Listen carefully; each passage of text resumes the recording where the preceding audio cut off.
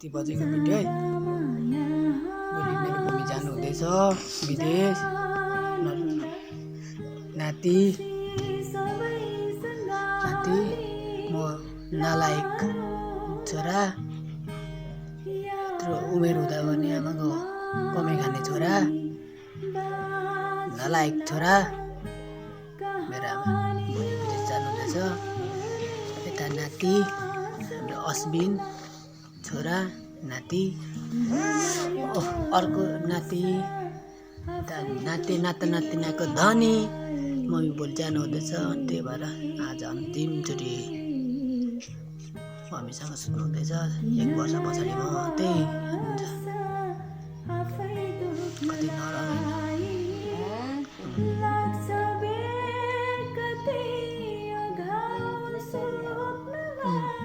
Sorry आउ सिकाउनु भएको छ नातिलाई।